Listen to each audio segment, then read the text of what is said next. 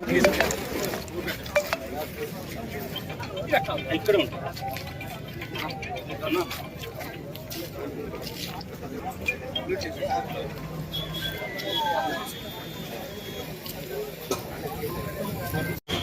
ఈరోజు కర్నూలు జిల్లాలో రాష్ట్రంలోనే చాలా దుర్మార్గమైనటువంటి అత్యంత పెద్ద ప్రమాద ఘటన అనేటువంటి జరిగింది.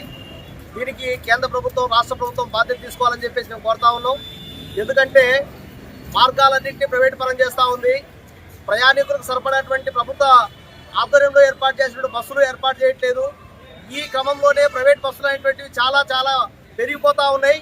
ప్రయాణికులు తమ గమ్యాన్ని చేరుకోవడం కోసం ఏదో ఒక బస్సు ఉంటే చాలు అని చెప్పేసి నాణ్యమైన బస్సు కోసం వెతికేటువంటి ప్రయత్నం జరుగుతూ ఉంది.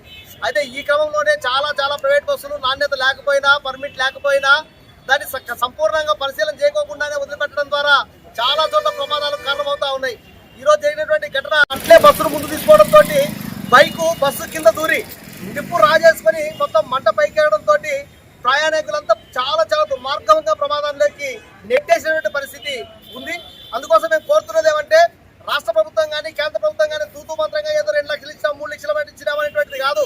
ప్రభుత్వం వెంటనే పకడ్బందీగా ప్రతి కుటుంబానికి 50 లక్షల రూపాయల నష్టపరిహారం చెల్లించాలి. అదేవిధంగా హాస్పిటల్లో చికిత్స పొందుతున్నటువంటి వాళ్ళకి 25 లక్షల చొప్పున ఆ రకంగా చెల్లించి వాళ్ళకు బాధ్యతగా రక్షణ కల్పించాల్సిన బాధ్యత వాళ్ళదే. మెరుగైన వైద్యాన్ని కల్పించాలని చెప్పేసి మేము కోరుతా ఉన్నాం. కాబట్టి ఇలాంటి ప్రమాదాలు జరగకుండా రానున్న కాలంలో మేజర్ ఏదైతే సేఫ్టీ మెజర్మెంట్స్ ఏవైతే ఉన్నాయో వాటిని పాటించే విధంగా చర్యలు తీసుకోవాలి. డ్రైవర్లు కూడా దాదాపు 610 కిలోమీటర్లు పోయేదానికి ఒక డ్రైవర్ మాత్రమే ఉంటాడు.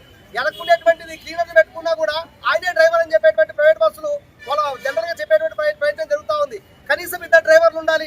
ఉదయం పూట రాత్రి పూట నడిపే సందర్భంగా మార్చుకొని నడిపితే ఆ రకంగా ఎక్కడైనా మధ్యన యాక్సిడెంట్ అయినా లేకపోతే గాలిపోయినా లేకపోతే చిన్న ప్రమాదం జరిగినా కూడా ఒక్కడు ప్రయాణికులందరినీ ఇబ్బంది పెట్టి మరి మనం చాలా సందర్భాల్లో చూస్తూ ఉంటాం. అందుకోసం అట్లా జరగకుండా కనీసం 2 డ్రైవర్లు ఉండాలి.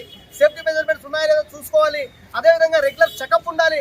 ఇది ప్రభుత్వం చేయకపోవడం కారణంగానే ఇలాంటి ప్రమాదాలు జరుగుతూ ఉన్నాయని చెప్పేసి మేము ఈ సందర్భంగా ప్రభుత్వాన్ని డిమాండ్ చేస్తా ఉన్నాం. 50 లక్షలు చనిపోయిన వాళ్ళకు, ప్రమాదంలో గురైనటువంటి వాళ్ళకి 25 లక్షలు ఆ రకంగా నష్టపరిహారం ఇవ్వాలని చెప్పేసి తెలియజేస్తా ఉన్నాం.